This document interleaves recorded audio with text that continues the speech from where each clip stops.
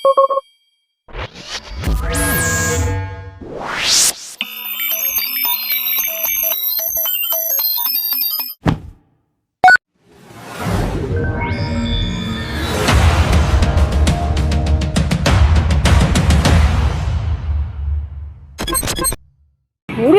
ang Panginoon. Ako po si Carlos L. Hernandez Jr. Welcome po sa Ang Katotohanan.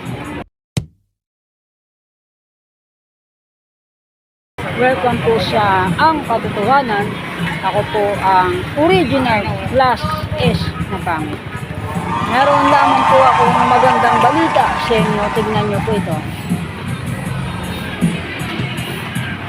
Sa makatuwid, kahit pala tayo ay kabahagi sa sangkapangitan, kahit tayo ay kabahagi sa class of pangit, pwede pala tayong nakadagit ng high maintenance na kababaihan.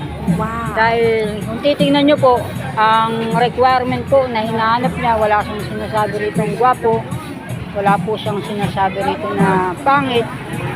Ang hinahanap lang po niya ay 300,000 pesos na sahod monthly. Ito po, kung kayo po ay nakakapanood nito sa youtube.com/angkatotohanan1234. Wow. Pero tiyak na tiyak mapapanood nyo po ito sa tiktok.com/angkatotohanan1234. Isa po itong magandang bagay sa atin na kabahagi sa class S na pangit para ma-inspire po tayo na makaahon sa kahirapan kung ikaw ay mahirap, para ma-inspire po tayo na magkaroon ng mga assets that can generate income. Kaya hindi pala tayo dapat panghinaan ng loob, maliban na lamang kung pinagloloko tayo ng babae na to na high maintenance ang kalagayan. Pero kung ito po ay nagsasabi ng pawang katotohanan at katotohanan lamang sa ganang akin, isa po itong magandang oportunidad para naman tayo na kabahagi sa sangkapangitan, hindi naman tayo gaano napagtutulad.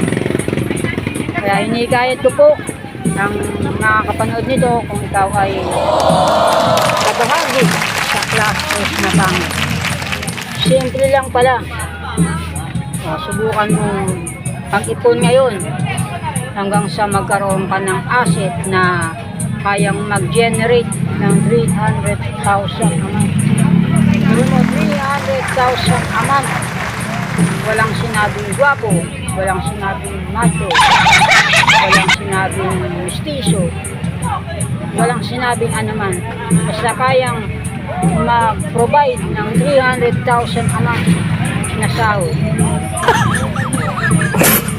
Pasok na pasok na. Kaya hinahamon ko po ang lahat ng kabahagi sa class S na pangit. Magsikap po tayo pagtrabaho, magsikap po tayong nangarap. Huwag po tayong papatol sa mga babae na mahilig mang-thirstrap. At huwag din tayong papatol lalo na sa prostitute.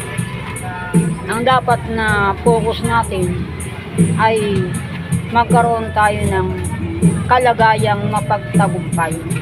Paano tayo magiging mapagtagumpay kung hindi natin aalisin ang mga distraction, ang mga hadlang? Ano ang mga hadlang?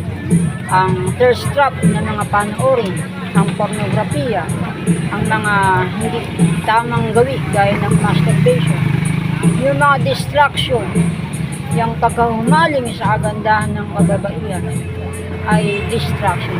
Pero pag nakapokus tayo sa goal na maging successful, kayang-kaya natin yung 300,000 a month. Napakaliit pala ng requirement. Basahin niyo ulit. Napakaliit ng requirement. 300,000. Yan pala ang requirement ng isang high maintenance na babae.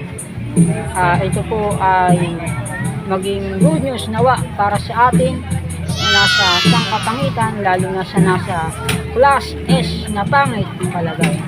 Ako po si Carlos L. Hernandez Jr., ang original class S na pangit. Purihin ang mabuhay.